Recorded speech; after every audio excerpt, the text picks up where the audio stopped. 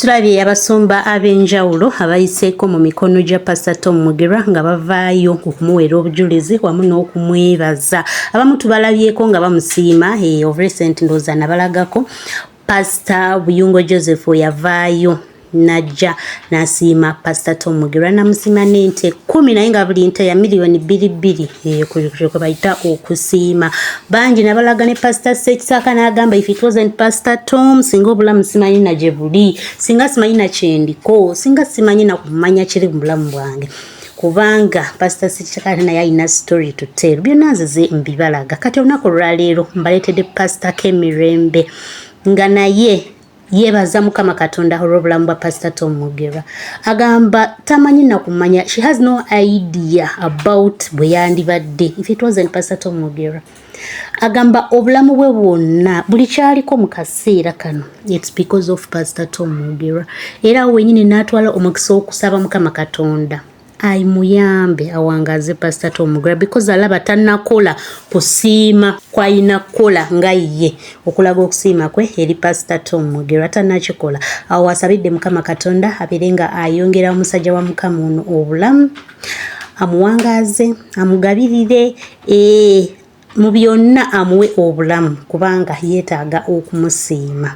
Nzikiriza mukuwe nawe obeerenga omwewulirirako obugambo bwo obulungi nga buva mu ye mu kamwa ke awo nno we bujja okukonyumira. It's life in Christ.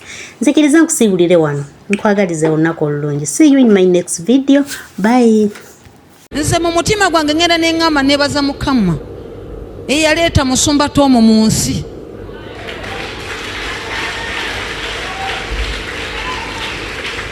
Kemirembe saali fumbiddwa okusinziira kuli gyo neyandiko.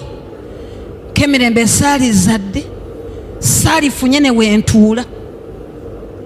Naye nga banange nganwanye n'emyoyo gibanja emirembe ena. Kati ndi ku lutalo lukuba nkuba lubaale w'Abanyarwanda ate kati ndi kuwa Basese ya Mpasa olunaku olwaleero mu linnya lya Yesu. Aye bameka nga byenjogera waliwo akayingira naawe. Mukama yebazibu. Nzire kuwa abalaala ate kati ndi kuwa Basese. Ate oli munafu. Ekisembayo. Olwala ebirwadde ebyagetegete buli kasente kofuna kona ddwaliro. Olwaleero ogenda kunkubira kye bayita lubaalo omugambe. Olwaleero nkugoba mu nnyumba yange mu linnya lya Yesu. Byonjogedde waliwo akayi. Mukama yebazibu. Tugenda kwambala kye bayita amaanyi abooluganda. Nkoye Lucifer okumanyira. N'olokoka n'ogamba maze. Kati ndi wano Kemirembe. Mwana n'entalo ze simanyi. Lubaala abaana gala kunzitira omusajja. Naawe nedda. Naawe yafiirwako omwami kweja emyaka. Era kweja emyaka ate ekinnoma ne bababuuza gwani nze na mwandu gundi myaka egyo bagiyita bannamwandu faya. Otandikira okweyita namwandu kweja emyaka ekyo kirekera ab'emyaka 7 naye bameka ng'otegeera naawe tukube lubaale. Abagambye nti abalabe nga beeyongedde, abagamba nti Katonda tamuyambe. Twayagala okujja Setaani n'atuziyiza olowooza waliwo n'asobola okukuyamba n'obula n'akuyamba wabula abalogo abeesomba bo ne bw'ogamba balo naye nkubuulire ekiri enansana sikirabangako tugende najja nanku munnange famire gwe gwerinzi. Famire eri esamira bakola tembere kati gwe yalokoka oli mu bulokole wa siraana ate kinnuma olabika bulungi n'okwambala onyirira naye yadde olwataano. Nze mala kufuna emmotoka lwentegeera nti osobola okufuna emmotoka n'ogivuga nga temuli mafuta. Bameka nga byenjogera waliwo akayingira naawe. Wasoberwa olwala ebyembembe tobitegeera kwegamba mu kufiirizibwa olimu emyoyo gibanja. Sumba Kemirembe ndose ekirooto nga bamanja million 10 ebbanja lyakulemeredde ne banono omwami ne mutabanyiwo ebyokwebaka tolaba nti Kemirembe njagala okwebaka tobiyita byakusaaga ebyokwebaka nabimala gambako nti aleluya ambuliza oyo akuliranya nti bwe weebase kiki kyofunyeemu mubuuza oyogola oyo yeebaka n'okwesaasira yeesaasira olowooza nti n'okusiiba yasiibye azaanywedde obuugi olwaleero mu linnya lya Yesu va ku buugi ngambira oyo akulira nti amenvu n'obuugi bikole ki biveeko amateeka agavuga olusozi ng'obadde oyambuka tojjaako kigere kasita onafuyira ku lusozi ng'olwambuka kitegeeza nti oteekwa kuddayo emabega n'osinziira kati wetutuuse nga tuli mu kisiibo kino teekako ekigere tokijjaako va ku buugi ngambira oyo akulira va ku buugi va ku buugi abalala bonna bandinywa naye nga sigwa kyuko ngambira oyo akuliranye ndi abalala bonna bandisaagira mu kusiiba kuno naye siggwe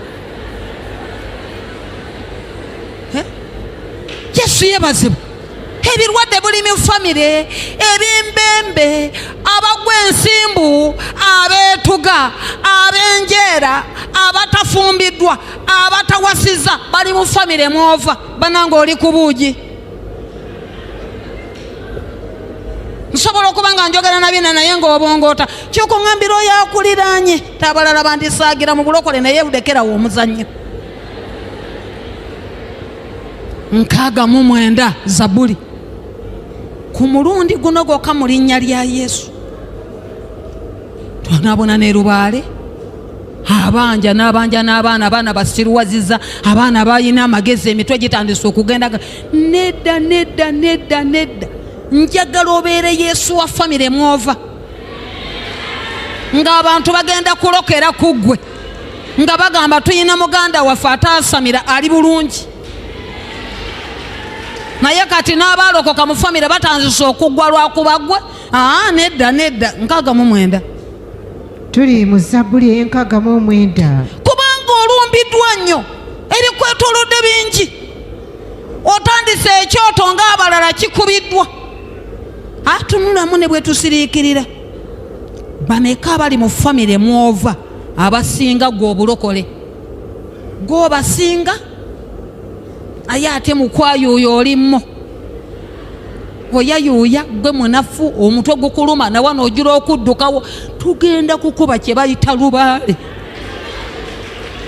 mizimu gy'obulimba wamasoma mukazi wa Mukama Zabbuli 69 olunyiri olusooka agambe ndokola ayi Katonda kubanga amazzi gayingidde ne gatuuka ku mmeeme yange ntubira mu bitosi ebiwanvu awatali kuyimirira ebyo no babiyita na bigambo kimini n'ebintu owulira bitosi owulira amazzi ntubira bigambo n'atalina kyayogera ku ggwe ng'olowooza oli mwereere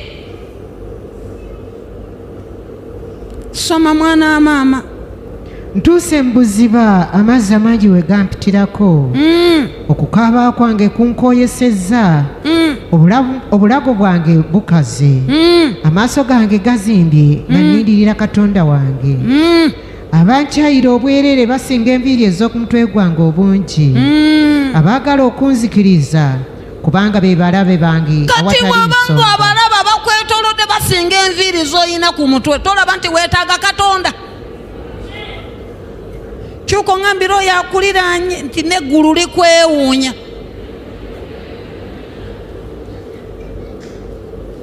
bagamba okusaba nsumba lwakuba nti musumba buyongo teyamanya manye ndi nalwala alusa nina nepuleeza nina nesukaali nina ebyo byonna byeweewolereza twewolereza dda ne bwoba ng'oli ku ddagala lya siriimu era lubaale eyakuleetera ebyo ebirwadde bitagenda kati n'ofuna akenvu omire eddagala mu budde bwalyo onywe nnyo naye obeere mu maaso ga Mukama lekeraawo nkwegayiridde dokita asembayo bamuyita Mukama erinnya lya Mukama lyebazibwe weetaaga amafuta ag'enjawulo agali special nnyabo ssebo va mu muzannyo okusinziira ku background yo n'okulaba ng'okyalina mulamu beewuunya abamu n'emyaka oli kunyongeza ngaba bwatunula nkugambye genda naawe byenjagedde kati nsimwe muntabula kikuŋambirwa yakuliraanye ssebo nnyabo abalabe okusinziira ku bakwetoolodde nawano baazze bakulwanyisiza nowalema kati bazze kulaba nayagaa naye nadda ono omuntu alabika alina amaanyi amalala waagajja kati weebali no bazze kunoonya gy'obeera bakwetoolodde wenna weetaaga Katonda weetaaga okugwa mu maaso ga Katonda essabo erikuliraanye yekyaki y'emizimu egikunoonya we gipaakinga naye sitegedde nkoze statement n'ogiwulira ŋŋambe omusamiza akuliraanye yekyaki y'emizimu gya famire mwe gituula mwe giva okukukuba kati weebake ng'okimanyi weebake ng'okoze eki kambako nti aleluya naawe kiseera ekyokwebaka kiweddeko mwana gwe ambulizo oyo akuliraanye bwe weebase kiki kyofunyeewo gumubuuzi oyo gwolaba ali bubi abamu wasigaza nalinnya oyo no yeyali omugaga ku kyalo nziremu nkalubye ku njira ogiwulire bweri enkaluba olwaleero nkugobye ku pate z'otamanyi makulu gaazo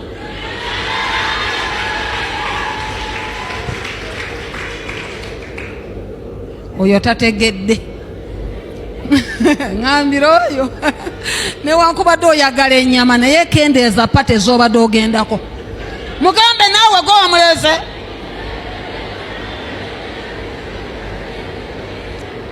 kendeeza kubanga tugenda kumenya enkizi ya Setaani mulaba akusangira ku bijjulo gy'otuula n'olya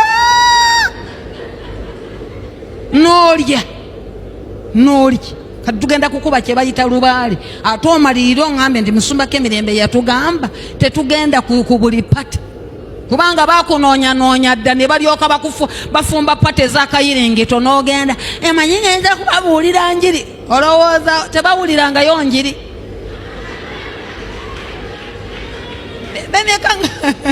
bameka nga byenjogedde waliwo akayingidde Mukama yandaze ng'amabanja gaava ku lubaale wa famire abangi abaali bamusamirira baafa dda kaakati gw'oli mu bulokole n'okunywera tonywedde ate mukwebaka olimu weesaasira omanyi dda nali ntya okusiiba kubanga saagala kukogga naye omanyi okugaana okusiiba tokogga ate n'oba olya ng'okuza mutwe n'ennyindo nga ngenda okulaba n'ennyama sigiraba okugjako ennyindo yeyengera okugejja n'omutwe kati afazaali siiba okabirire Katonda muzina ennaku 40 oŋŋambire lubaale wa famire omugambe nkubuulire nkukooyi asobola okukuttira amaka uli mu maka wasoberwa dayimooni zino zigombawaza dayimooni zino olwaleero mulinnya bameka nga byenjogera waliwo akayingira naawe sibanja wave ewammwe ne bwewalekayo mufaanana wamagenda mu maaso njawulo ziro genda kunkubira gwojja kulaba olowooza oli mwereere edda nalootanga nga nonde nte nze okutuusa natandika okusula wansi nga bwe nsula waggulu myogi mpanula n'engwa bwengwa nsula nziruka n'ente wuyo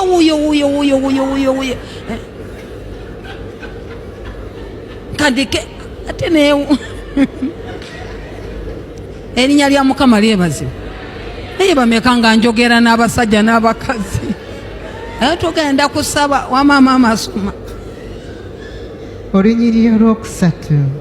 Naye gwe Mukama olinga bwekuuma ekitiibwa kyange era ayimiriza omutwe gwange. N'eddoboozi lyange nkowoola Mukama, naye anziramu okuva ku lusozi lw'olutukuvu. Era mwana gwe muzina ennaku 40 tuyimirire mu maaso ga Mukama mugambe ntaasa butaasa. Amiina. Yesu yeebazibwe. Amen. Munange famire gwe gwerinze